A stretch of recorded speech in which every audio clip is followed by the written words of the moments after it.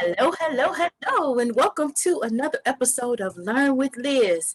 And today I am so excited because I have Mr. Michael Bart Mathews joining me. I'm excited. I'm excited.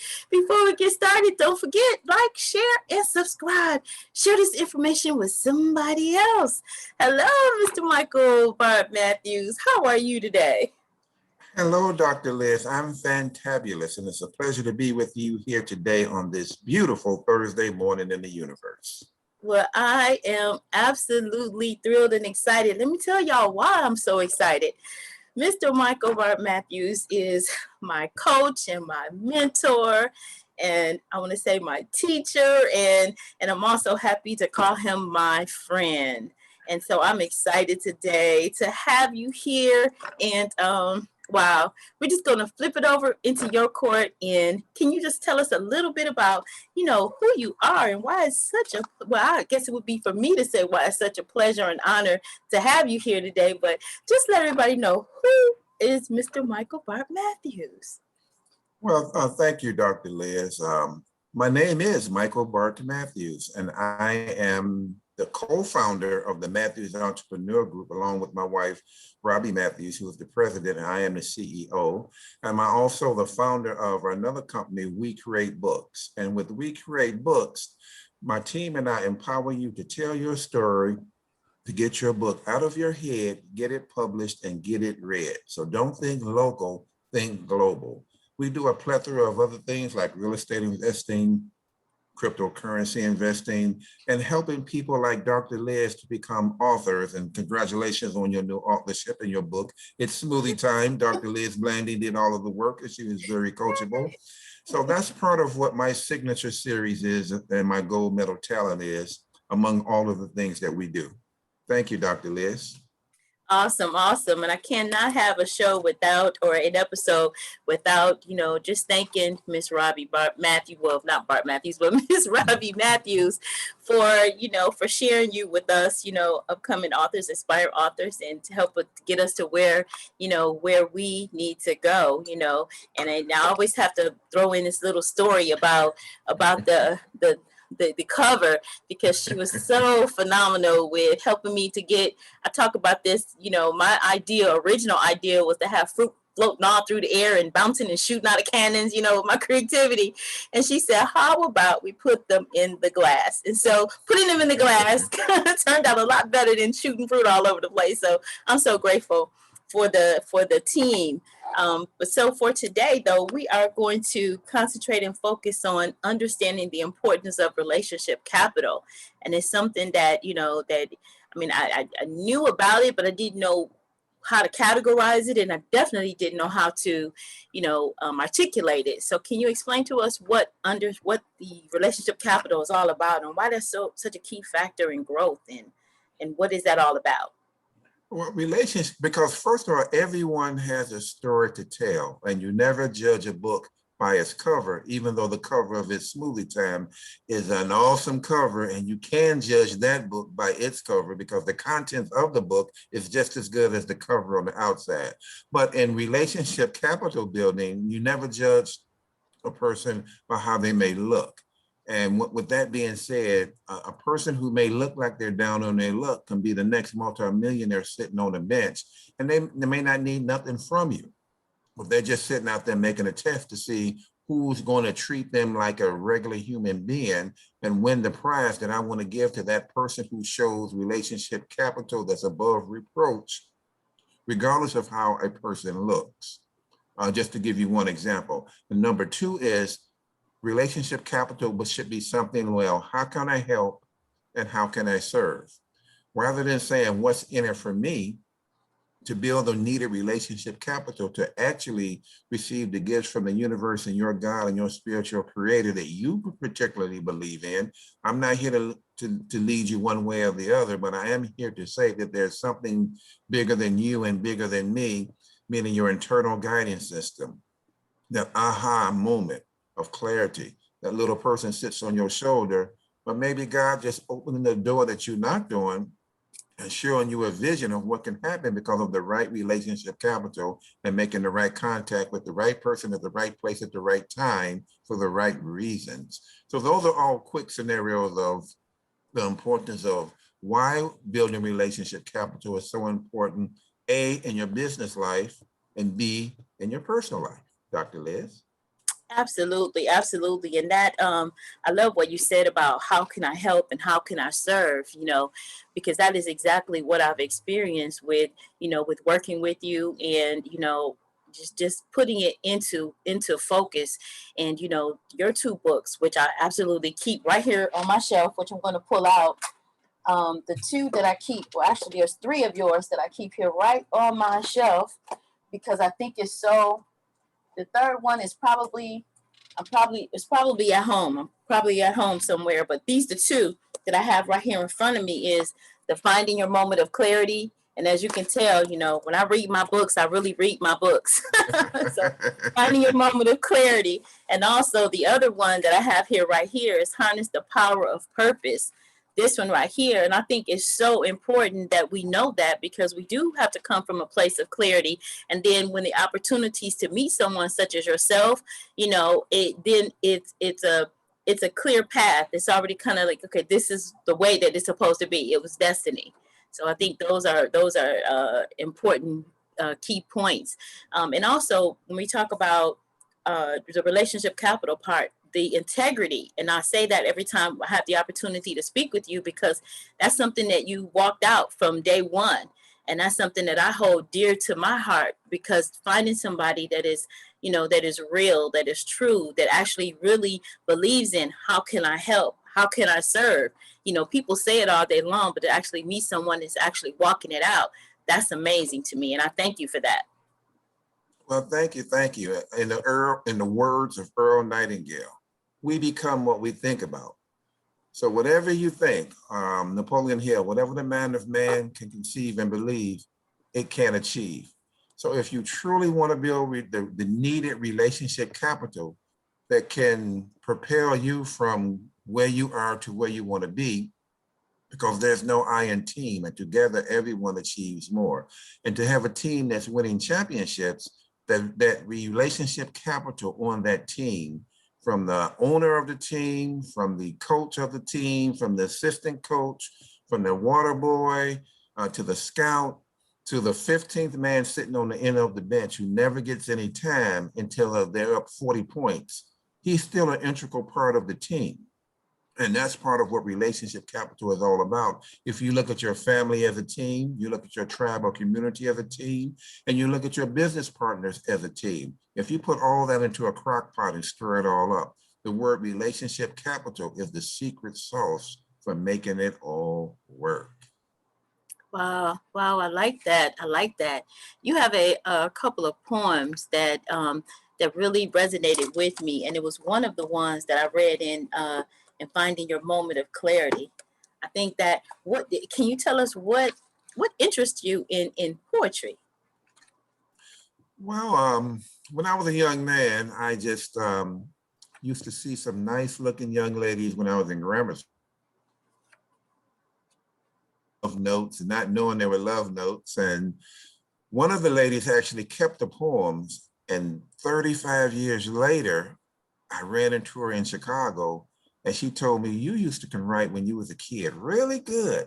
She said, I got some stories to tell next time you get on the bus, because I was a bus operator for the Chicago Transit Authority. So I said, bring them. So she got one and showed it to me. And I broke down and cried at that young age that those words were coming out of my young mouth. They were all respectful, don't get me wrong.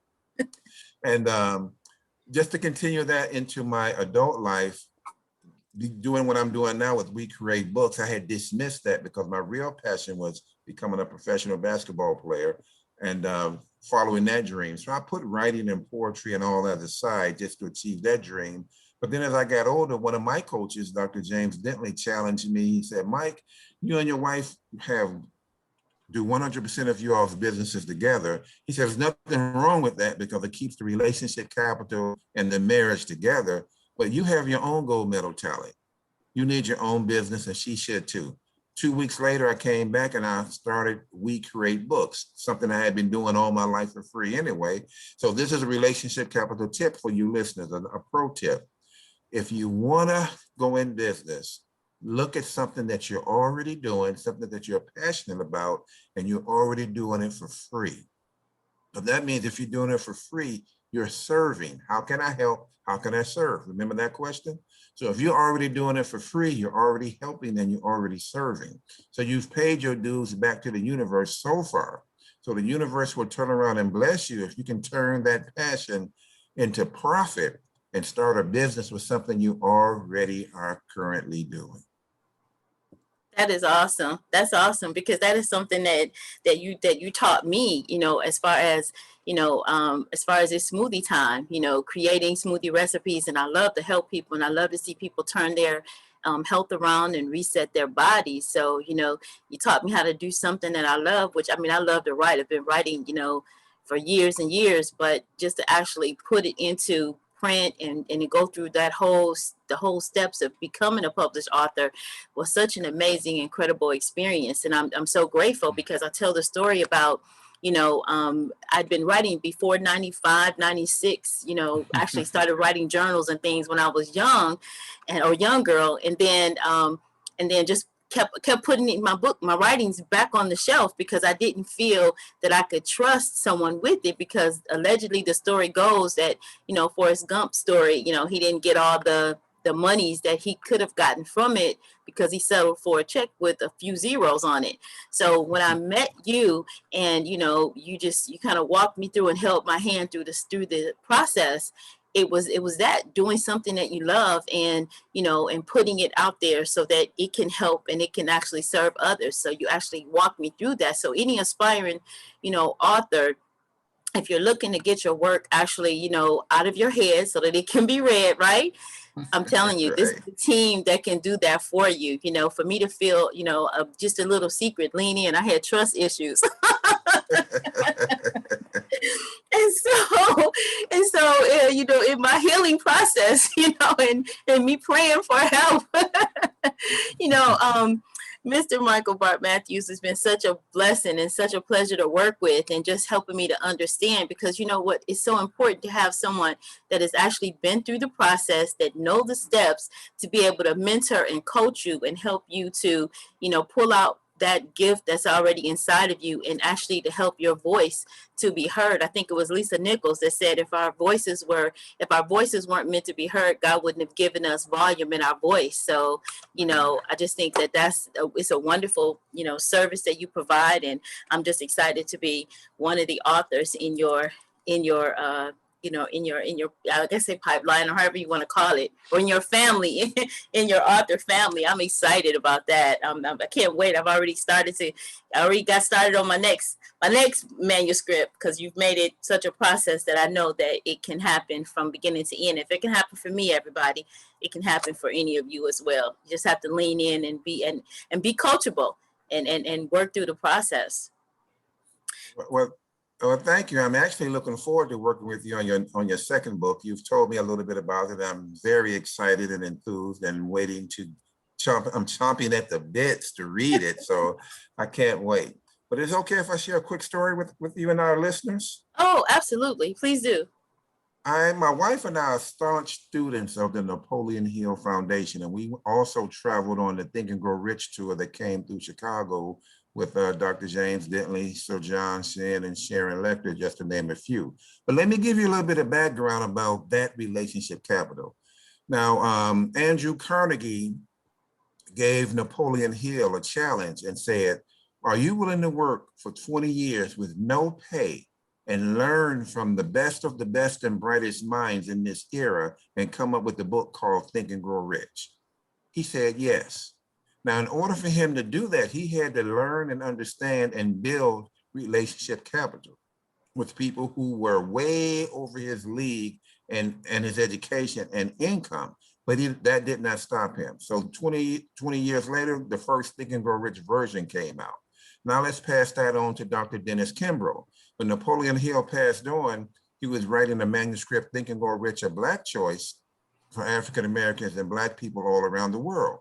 So he sanctioned that book to Dr. Dennis Kimbrough. Well, the Napoleon Hill Foundation sanctioned that book to Dr. Dennis Kimbrough. Why? Because Dr. Dennis Kimbrough built relationship capital with the Napoleon Hill Foundation as being a leader, and they thought he would be one of the great people to pass that on, the Think and Grow Rich for Black people book for Americans. Also, Sir John Shin, some of the same things. He also wrote How Rich Asians Think, which is also a Napoleon Hill Foundation sanctioned book, but he wrote it for Asians. And then you have Sharon Lecter.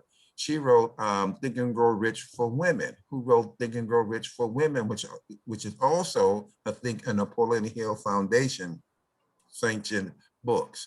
So why am I saying all of this about these people? And I'm an author and I have my own books, because you do not reinvent the wheel, number one. Number two, you have to learn and teach and grow from the people who have already blazed a trail. Number three, some of these people, except for Napoleon Hill, except for his writings and tapes, I have not met him in the flesh. I haven't met Dr. Dennis Kimbrough in the flesh, but on videos. But I've met everybody else that I've spoken about and learned and teach and was taught from them. So for me to also have relationship capital ingrained in me from the 50 plus years of service that my mother did to Bray Temple Church in Chicago before she passed away, it's easy for me to understand what relationship capital is, and it's not about me. It's about sharing and caring. So you, the listeners, if you understand the true value of your relationship capital and the importance of how can I help and how can I serve, and not what's in it for me first, because Zig Ziglar also said that it's relatively safe to say that both oxygen and money on the got to have it scale. But he also says, how can I help and how can I serve? Such rich information. And you all, this is something else that I learned. You know, there's nuggets that are being dropped, and in order for us to reinforce that learning, it's important that we write it down. So my book here is filled. I'm just sitting here and I'm taking notes still, and I, absolutely, and that's what I learned from you as well, is to go and stock up on the composition books, because you never know when you're going to get a nugget and you say, okay, I'm going to categorize this, and being organized with your notes is so wonderful, because you can always go back to it as a reference tool. So I cherish my notes and I cherish my books. Now I might buy you a copy, but you're not gonna get my copy. Yeah. So something else that I heard you say, I heard you say as you were talking, it's important in relationship capital to take care of and cherish your relationships. Yes, it's more than a notion, instead of, especially when you first meet a person, because like Dr. Liz says, she has trust issues. And it wasn't personal against me or Robbie or my company. It's because of how society is today, due to COVID-19, due to people losing their jobs, due to just the low economy, just due to people just needing money. The level of integrity when you in personal relationships and business relationships, and I hate to say it, but I'm gonna put it out there, including in your family, is lacking. It's very lacking. So when you first meet somebody, the name of the game is to be authentic, be a person of integrity, and speak the truth. Because when they Google you, you want to make sure that whatever they find, if it's something you said, it's the truth. It's not just you're disclosing things, because you can't tell everybody everything, but at least what you tell them, make sure it's something that is Googleable, which I don't know if that's a word or not. I'll just say it. It is now. It is now Googleable. So you come out the same as that person of integrity, and you wouldn't have it any other way. I wouldn't have it any other way at all. So that's how Dr. Liz and myself and my wife really got to become friends first, and then actually business partners on several other ventures, which we won't name on this show right now, but they're up and coming unless Dr. Liz wants to share the good news. I'll leave that up to her. But if it wasn't for the word relationship capital and Mike being able to be a married man with a wife, but also be a businessman and a friend to Dr. Liz when my wife wasn't around, which broke down the trust issues that we had. because we know men. Look at Dr. Liz. She's a eye catcher, gentlemen. Come on, let's be honest. So most men don't know how to understand the word relationship capital goes for. It can be anybody that you're associating with. First, as I'm talking to men, you must know who you are as a man first, whether you're married or single, in order to respect a woman. And that's how I am. I know who I am when I'm with my wife. I know who I am without my wife. I act the same exact way. So whenever I'm with somebody I meet, when I'm not with my wife, I don't have to change when I'm with my wife. Because what you see is what you're going to get. Authenticity, integrity, and respect. And if I make a mistake, I apologize. Then we keep it moving. Right, Dr. Liz? Absolutely, absolutely. And I want to touch on that point too, because that was one of the things that, again, that broke down that trust barrier wall that I had built up.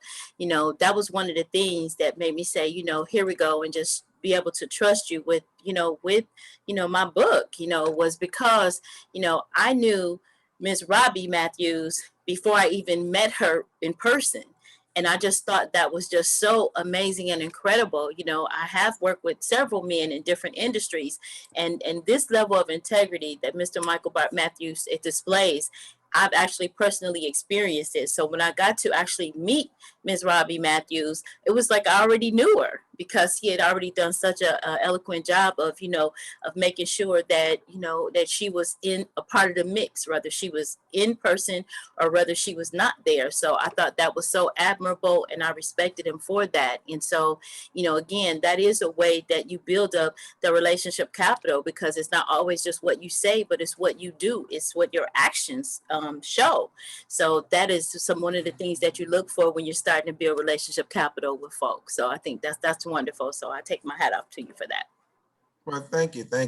Just to dive a little bit deeper into that, I met Dr. Liz we are involved in another business opportunity, and that's where I met Dr. Liz and her cousin CISO as well. And we formed a virtual relationship, and then one of the corporate managers of the company introduced me directly to Dr. Liz because he knew about my We Trade Books business, and he knew Dr. Liz wanted to write a book. So there started a more personal relationship other than business, but the key word was the introduction. So when you are respected and you introduce somebody in your tribe, in your community, to somebody else, that's passing the authority from you to them because you introduce them. So therefore the guard is still up, but they're willing to walk across the bridge because of the person who introduced you. And that helped as well to break down the relationship capital barrier and trust issue that Liz has experienced with other people. And as you can see, she didn't put everybody in the same bucket, not even me, but she did the right thing. And I encourage each and every woman to do the same thing. Keep your guard and your shield up until he passes the integrity test. It doesn't have to necessarily be with you. It can be in public. And how did I actually pass that test with Liz and most other women? It's because I consider myself a champion for women, whether I'm with my wife or without my wife. And what I always do, whether I'm speaking internationally on stage or speaking on a Zoom call, is when they ask me to speak about anything, I try my best without fail to say 10, 15, 20, 30 seconds about my wife, how she's doing. She's my business partner, my soulmate, and I wouldn't be the man that I am without her. Even though I know in my heart that I would be successful, I would not be like I am now without her feminine leadership. So when I say this on all the calls, a lot of the men call me up and say, Mike, you're breaking the man law code. I said, that's the problem. The men wrote the daggone code in the first place without no women sitting at the table. That's good. So, yes, and I love my men because I'm one, and I love my women, but you all are natural leaders. You all have that sixth sense that you were born with, that a man just never was born with, he never can experience. But yet we try to talk about it and suggest to you how you should be, do, and have based on a manly view versus an internal, universal frequency, spiritual view. So I guess I'll stop there for now. Well, I'm telling you, I start writing notes when you start talking, and I just, I keep going because I'm an avid student. I love learning, especially good, solid information. And I think what you just shared, if our men just lean into that, we become so successful together. That's what we're talking about relationship capital. The different components and the different pieces. Something that's one person is good at on your team, the other person can be, good at what they do, and now you just got the perfect, combination. I'll share this story. Years ago, I love to cook, and so I would do all the when I used to eat meat, and I would do the barbecue grill, and I would do all of that. So I would have knee pads on, and I'd be running from the front to the back, going to the grill and doing the sides in the front, making sure that I was hosting and everything. I'm telling you, I needed a week's vacation just for a day's event. But I used to run through, and I used to take care of all of that. Then it dawned on me one day. I said, wait a minute. You do all this cooking and everything. Everybody eat for maybe an hour or whatever, and then it's over. So I said, you know what? There's some great cooks in our family. So I started assigning everybody to a specific dish. And so, do you know, the nothing was ever burnt, nothing was ever ruined. The whole meal was actually fantastic.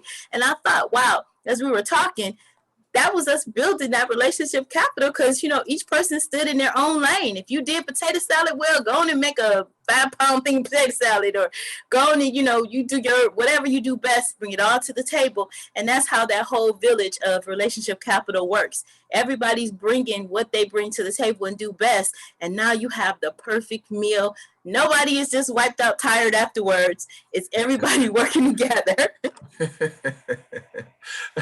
And yes, that also reminds me of another point of relationship capital, another level, which I call the higher frequency level of relationship capital. And that's building relationship capital with the universe. So what do I mean about that?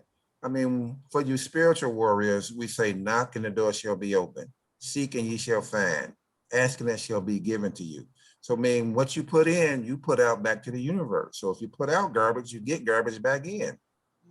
So if you do good things and expect good things, and then good things happen, it's because of the bamboo tree story. When you planted the bamboo tree, it takes the caretaker to nurture it, plant it, grow it, and then nurture it over a course of 5 years. And the question is, at the end of the 5th year, does the bamboo tree grow 5 years, or does it grow in 16 weeks to be 39 feet tall? Or would have it grown at all without the relationship capital that the caretaker had while nurturing the seed over that course of time, planting the seed, putting the water on it, making sure to get sunlight, and coming back to till the soil and ensuring that it had room to grow. So just like the caretaker had relationship capital with the seed and made it its mission, our mission, if you choose to accept it, is to make sure that we have a relationship capital with the universe, as well as each and every person that you meet. And it's not to say what they do, it's always what do we do? Because it's not what you do, it's what happens to you and how you respond to it that counts in building the right relationship capital.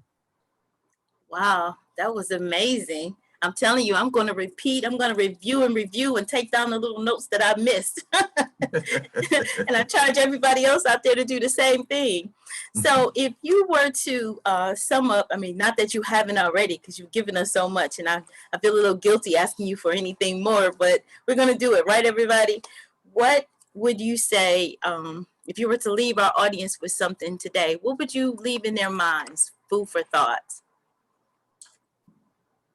The first food for thought is, if you know who you are, if you know your why, your reason or purpose, your goal or dream, and you understand your clarity and your mission in this life, why were you put here?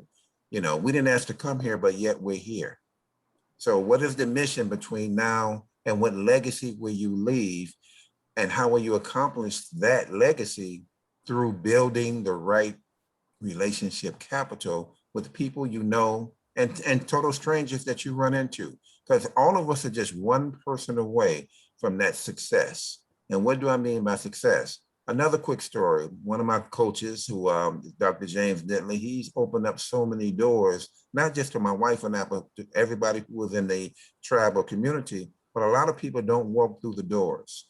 because we were willing to jump out of the airplane without a parachute. Forget building it on the way ground. We trust Dr. Dilley so much, we didn't even have a parachute because we knew we landed on fertile ground.